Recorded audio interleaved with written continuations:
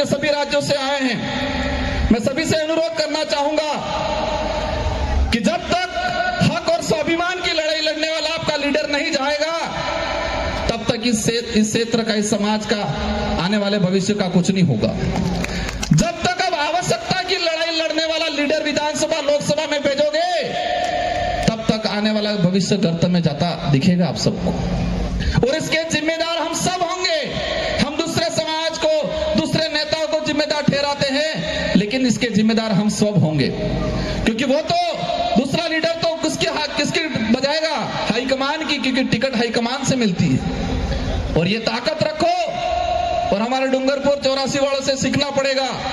मैं बड़ी बात नहीं कर रहा हूं, लेकिन पूरे राजस्थान के अंदर एक शानदार परिणाम।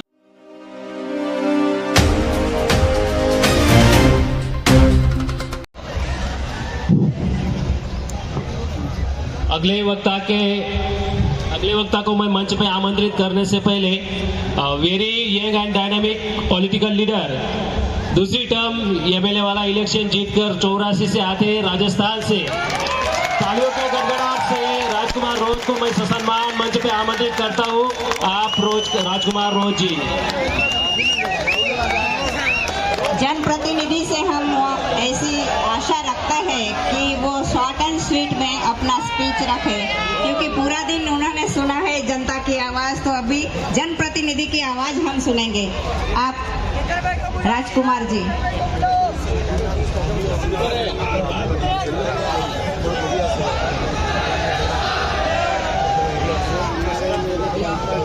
इसके बाद अगर मध्य प्रदेश से झूमा दीदी सोलंकी है जो विधायक है तो तैयार रहे जी। आप राजकुमार जी। सबको जय जोहार। थकान तो महसूस नहीं हो रही है?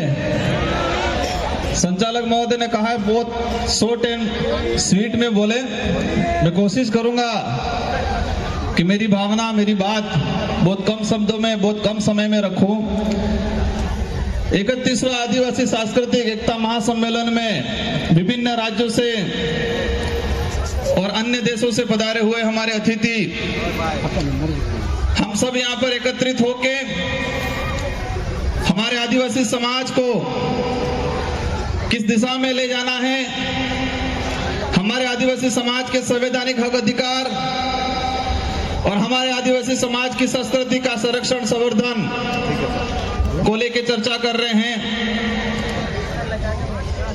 आज मेरा वक्तव्य शुरू करने से पहले मैं इस मंच से मेरी 84 की जनता को नमन करना चाहूंगा, धन्यवाद देना चाहूंगा कि 84 की जनता ने मुझे दूसरी बार विधायक बनाया। और मेरे से पूर्व हमारे झारखंड से आए हुए मैडम ने बताया था सिलेक्शन का, भले इलेक्शन हुआ हो लेकिन 84 की जनता ने मुझे सिलेक्शन किया था, और मेरी टिकट, मेरा सिलेक्शन 84 विधानसभा की जाजम पे हुआ था, 84 के कार्यकर्ताओं ने किया था, और वही हमारा हाईकमान है। मेरी 84 की जनता ही हाईकमान है। मेरी 84 की जनता ही टिकट भी देती है और वोट भी देती है, और इसी बदौलत 1,11,000 वोट मुझे मिले और राजस्थान के अंदर मैं दूसरी बार विधायक बना, और हाईएस्ट वोटों से परसेंटेज के मामले में 1 नंबर और बाकी संख्या के मामले में दूसरे नंबर पे मेरा नंबर रहा। इसके लिए मैं 84 की जनता को धन्यवाद देना चाहता हूं। आज देश में हो क्या रहा है, आज देश की जो स्थिति है, और देश में विशेषकर बात करें आदिवासी समुदाय की, हम एकत्रित होते हैं, हम बातें करते हैं बारी बारी से, लेकिन ये बातें धरातल पे इम्प्लीमेंट कैसे हो पाती है, हम कितना करते हैं वहां तक नहीं जाते हैं। लेकिन मैं मेरे विधानसभा और मेरी विचारधारा, जिस विचारधारा से आता हूं, जिस संगठन से आता हूं, उनको मैं धन्यवाद देना चाहता हूं कि देश के किसी भी कोने में आदिवासी समाज पे कभी भी आपत्ति आई तो डूंगरपुर जिले के अंदर पहली रैली, पहला ज्ञापन होता है। भले मणिपुर के अंदर मामला हुआ, और हम दावे के साथ कहते हैं कि पूर्वी भारत में अगर कहीं रैली हुई होगी, लेकिन दक्षिणी राजस्थान के अंदर या इस वाले इलाके के अंदर डूंगरपुर में पहली रैली और पहली ज्ञापन मणिपुर के मामले को लेके हुआ। हसदेव वाला मामला हुआ, हसदेव का जो प्रकरण हुआ पिछली बार हुआ तो डूंगरपुर के अंदर सबसे पहले ज्ञापन और रैलियां हुई। किसी भी प्रकार के कोई भी केवड़िया का मामला हुआ, केवड़िया का जैसा मामला हुआ, हमारे संगठन के लोगों ने डूंगरपुर जिले उदयपुर संभाग के अंदर और विशेषकर हम हर बार पूरे बिल प्रदेश के एरिया के अंदर सभी जो उपखंड कार्यालय हैं वहां पर ज्ञापन देने का काम करते हैं। वो इसलिए होता है हर बार क्योंकि आदिवासी समाज की, हमारे आदिवासी परिवार की एक विजन बुक है और इस विजन बुक के तहत आदिवासी परिवार की सिलेक्शन प्रणाली और सिलेक्शन प्रणाली से हमारा विधायक और हमारा प्रधान चुना जाता है। तो वो विधायक मैं खुद मान लो हम जनता के प्रति जवाबदेही है, न कि हाईकमान के प्रति, क्योंकि जनता ही, हमारे क्षेत्र की जनता हमारा सिलेक्शन करती है, तो हम जनता के प्रति जवाबदेही हैं। तो ये व्यवस्था पूरे देश के अंदर आदिवासी जहाँ है वहां पर ये होना चाहिए।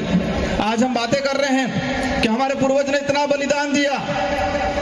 मैं एक बात बोलना चाहूंगा कि हम कुछ कर पाए नहीं कर पाए, लेकिन इतना काम जरूर करना है कि हमारे पूर्वजों ने जो व्यवस्था बनाई है, हमारे पूर्वजों ने जो लड़ झगड़ के लाखों बलिदान दे के ये जो संवैधानिक प्रावधान जो हमको दिए हैं, जो शेड्यूल 5 या शेड्यूल 6 का है, और इन प्रावधानों के तहत हमको आदिवासी होने का प्रमाण पत्र मिलता है और वो प्रमाण पत्र मिलता है तब हम एमएलए एमपी बनते हैं। अगर वो प्रमाण पत्र नहीं मिलता तो हम एमएलए एमपी नहीं बनते। तो मैं एक बात कहना चाहूंगा, नया कुछ कर पाओ नहीं कर पाओ, लेकिन हमारे पूर्वजों ने जो हमारे लिए करके गए हैं, जो लाखों बलिदान दिया है, देश के इतिहास के अंदर देखा जाए तो आदिवासी समाज ने सबसे ज्यादा बलिदान दिया है। भले उस समय राजा रजवाड़ा हो, मुगल हो, अंग्रेज हो, लाखों बलिदान देने के बाद इस संविधान के अंदर हमारे संवैधानिक प्रावधान मिले हैं। जो कल्चर बचा हुआ है, जो हमारी पहचान बची हुई है, वो भी हमारे पुरखों की बदौलत बची हुई है। तो हम नया कुछ नहीं कर पाएंगे ऐसा लगता है, लेकिन जो हमारे पुरखों जो हमको विरासत में दे के गए हैं, कम से कम उसका संरक्षण करने का काम जरूर करना। मुझे लगता है देश के अंदर जो हालात हैं, हमारे समाज के जो जनप्रतिनिधि हैं, हमारे समाज के जो सर्टिफिकेट लगा के कर्मचारी बने हैं, उनको समाज की बात आती है तब समय नहीं मिलता है, लेकिन उनकी लुगाई के लिए घाघरा लेने जाना होता है, पूरे बाजार में 4-5 दुकानें घूम जाएंगे वो। लेकिन उस कर्मचारी, उस नेता को समझना पड़ेगा कि जिस सर्टिफिकेट लगा के मैं विधायक बना हूं, प्रधान बना हूं, सरपंच बना हूं, जिस सर्टिफिकेट को लगा के मैं अधिकारी कर्मचारी बना हूं, वो सर्टिफिकेट लाखों आदिवासियों के बलिदान के बावजूद हमको वो सर्टिफिकेट मिला है, ये बात समझनी पड़ेगी। आज आंदोलन हो रहे देश के अंदर, जहां पर जो आपत्ति आई, आज हसदेव को लेके हो रहा है। हम हसदेव के आसपास से लोग आके मंच पे हम समाज की बात कर लेते हैं, लेकिन उसके लिए लड़ कितना रहा है पूरे देश के अंदर। जो आने वाली पीढ़ी है, वर्तमान जो युवा है, हमारे जो बुजुर्ग हैं, उनके अंदर भावना डालनी पड़ेगी कि देश के किसी भी कोने में कहीं पर भी आदिवासियों पे आपत्ति आई तो हम सबको पूरे देश में एक साथ, एक ही दिन, एक ही समय हमें ज्ञापन देना पड़ेगा, रैलियां निकालनी पड़ेगी। तब लगेगा कि देश के अंदर आदिवासी समाज एकजुटता हुआ है, एकता के सूत्र में बांधा गया है, ये तब लगेगा।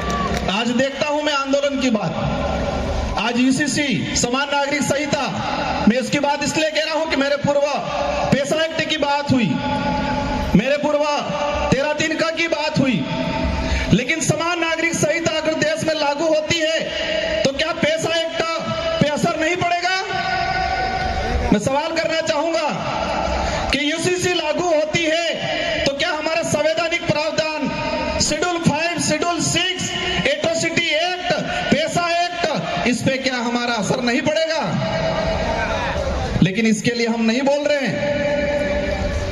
हमें समय नहीं गुजारना है, हमें टाइम पास नहीं करना है, हमें आने वाली पीढ़ी के लिए लड़ झगड़ के, हमारे पूर्वजों ने जो बलिदान दे के जो प्रावधान किए हैं उनका संरक्षण करने का काम करना है। आज आंदोलन की बातें होती है, आंदोलन धीरे धीरे सड़कों से, धीरे धीरे कलेक्ट्रियों से खत्म होने लग गया, सोशल मीडिया पे आ गया है आंदोलन। और जो हमारे समाज की जो स्थिति बन रही है, जो लग रहा है